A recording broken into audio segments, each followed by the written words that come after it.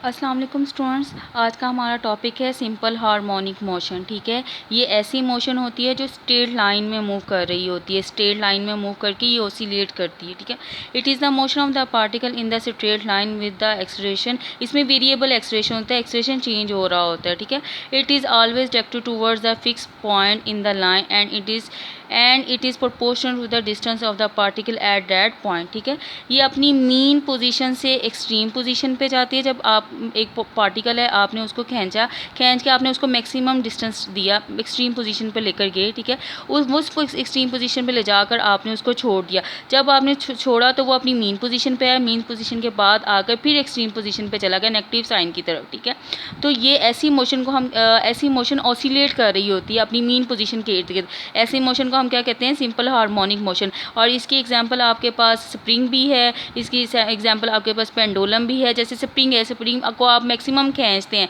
खींच कर आप उसको एक्सट्रीम पोजीशन पे लेके जाते हैं, तो वहाँ से आप जब उसको छोड़ते हैं तो अब वो सबसे पहले अपनी मीन पोजीशन पे आता है, मीन पोजीशन के बाद जाकर फिर अब वो नेगेटिव साइड की तरफ एक्सट्रीम पोजीशन पे चला जाता है। ठीक है, जब आप अब अपने बॉडी को खींच के इस पॉइंट पर लेकर आते हैं तो अभी आपकी मोशन स्टार्ट नहीं हुई होती, तो तब आपका टाइम भी ज़ीरो होता है, आपकी वेलोसिटी भी ज़ीरो होती है, लेकिन आपका जो डिस्टेंस होता है, जो आपने उसको दिया होता है, वो डिस्टेंस ए आपने उसको डिस्टेंस दिया होता है। ठीक है, अब इस मोशन में हम क्या डिस्कस करेंगे? एक्सलेरेशन करेंगे, क्योंकि बेसिकली एक्सलेरेशन जो होता है वो डिस्टेंस के तो प्रोपोर्शनल होता है। जो आपने उसको मीन, जितना भी डिस्टेंस आपने उसको मैक्सिमम डिस्टेंस दिया होता है, लेकिन उसकी जो डायरेक्शन होती है वो मीन पोजीशन की तरफ होती है, डायरेक्टेड टूवर्ड्स द ओरिजिन होता है, अपनी मीन पोजीशन की तरफ होता है। इसलिए उसमें क्या साइन आता है? नेगेटिव साइन रिप्रेजेंट की जाती है। ठीक है, a directed to proportion to the minus x. आपका क्या है? डिस्टेंस जितना आप मैक्सिमम आप उसको देंगे। ठीक है, और माइनस शो करेगा कि वो उसकी डायरेक्शन क्या है? नेगेटिव की तरफ जा रही है। तो इस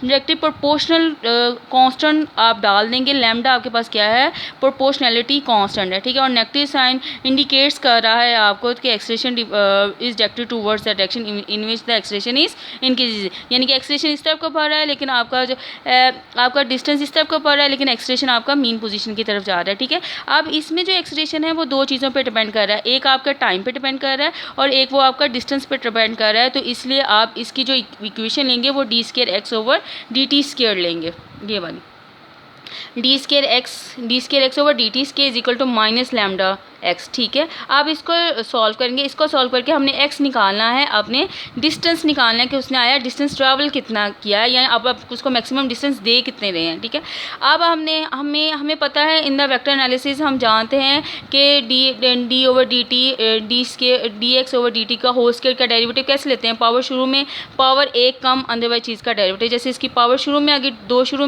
दो में से एक पावर कम की तो पीछे एक बन गया, तो dx का जब डेरिवेटिव सेकंड डेरिवेटिव लेंगे तो क्या आ जाएगा? d²x/dt²। अगर आप दोनों तरफ इंटीग्रेशन अप्लाई करें तो इंटीग्रेशन अप्लाई करेंगे तो ये इंटीग्रेशन एज इट इज़ आ जाएगी। तो जब इंटीग्रेशन डेरिवेटिव से कैंसिल हो जाएगा तो इसका मतलब है इसकी जब आप इंटीग्रेशन करती है तो इसकी वैल्यू आपके पास क्या आ जाती है?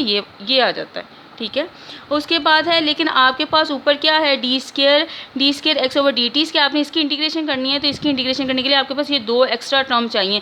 क्या चाहिए? 2dx/dt। तो आप बोथ साइड्स पे 2dx/dt से मल्टीप्लाई कर देंगे। जब आप इसको मल्टीप्लाई करके इंटीग्रेट करेंगे तो हमें पता है इसकी इंटीग्रेशन का जवाब क्या है? dx/dt का होल स्क्वायर, तो वो ये जवाब आ जाएगा। दो इसकी ये एक्स के लिहाज से इंटीग्रेशन करेंगे तो एक्स की इंटीग्रेशन क्या होगी?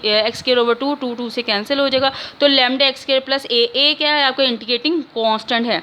ठीक है, इंटीग्रेटिंग कांस्टेंट की अब वैल्यू निकाली जा सकती है क्योंकि हमारे पास इनिशियल बाउंड्री कंडीशंस मालूम है। कैसे मालूम है? हमें पता है at time is equal to 0 पर वेलोसिटी आपके पास 0 और x आपके पास क्या है? अभी आपके पास क्या velocity x in terms of x आ रही है, तो इसलिए क्या करेंगे? At x is equal to a पर आपकी वेलोसिटी क्या है? 0। तो आप जब इसमें वैल्यू पुट करेंगे तो a वैल्यू आएगी, तो ये आपके पास a की वैल्यू क्या? ये इधर नेगेटिव है, उधर जाके पॉजिटिव होगा, तो a की वैल्यू आपके पास क्या आ जाएगी? λa²। ठीक है, तो आप जब a इक्वल टू λa² की वैल्यू इसमें पुट कर देंगे तो आपके पास v² की वैल्यू क्या आ जाएगी? लैम्डा आप कॉमन निकाल लें तो a ये पॉजिटिव इस साइड पे ले लें, ये माइनस एक्स है, ये इस साइड पे आ जाएगा, a² माइनस x² ये आ जाएगा। अब ये a है तो ये v² है, तो हम अंडर रूट ले लेंगे, तो लैम्डा के ऊपर भी अंडर रूट आ जाएगा, a² माइनस x² के ऊपर भी अंडर रूट आएगा, तो ये प्लस माइनस दो केस आपके पास समझेंगे, एक आपका प्लस का केस आ जाएगा और एक आपका माइनस का केस। हम दोनों बारी बारी डिस्कस करेंगे। सबसे पहले आपके पास प्लस वाला केस डिस्कस होगा।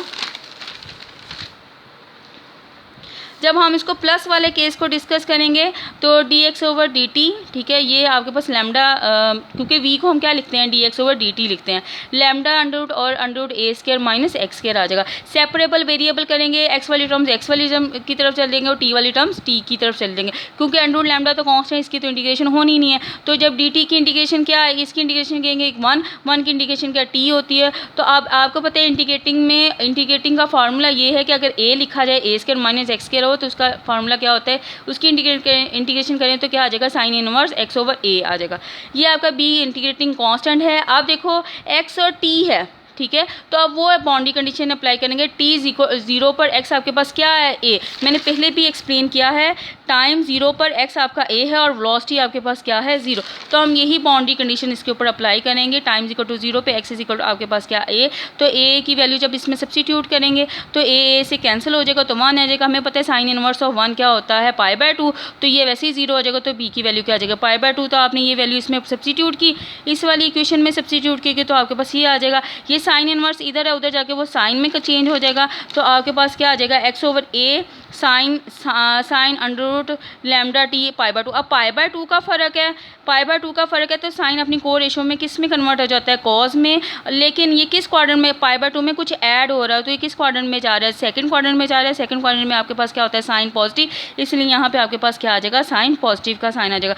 तो x ये x/a है, तो ये उधर जाकर मल्टीप्लाई करो तो आपके पास ये चीज़ एक आ गई। ये केस है जब आपने पॉजिटिव केस लिया। अब आप क्या ले रहे हो, नेगेटिव केस ले रहे हो। नेगेटिव केस लेके इसी तरह सेपरेबल वेरिएबल करेंगे। जब इंटीग्रेशन दोनों तरफ अप्लाई करेंगे तो इंटीग्रेशन अप्लाई करने के बाद नेगेटिव में कॉज आता है, cos x/a under root lambda t plus c। इसी तरह same initial boundary condition apply करेंगे at x =0, at t =0, x आपके पास क्या आ जाएगा, a। तो जब आप a से कैंसिल हो गया, तो साइन इनवर्स ऑफ 1 क्या होता है, 0 पे 1 होता है साइन, ठीक है।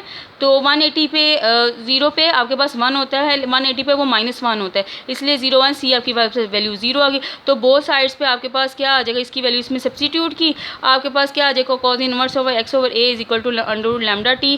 तो ये इधर चले जाएगा, तो ये आपके पास ये आ गया। आप देखो नेगेटिव साइन ले लो या पॉजिटिव साइन ले लो, दोनों पर आपके पास डिस्प्लेसमेंट क्या है, सेम है, ठीक है। तो ये आज का आपका टॉपिक कंप्लीट हो गया। इंशाल्लाह ताला मैं नेक्स्ट टॉपिक पे इसकी nature of the simple harmonic motion discuss करूँगी।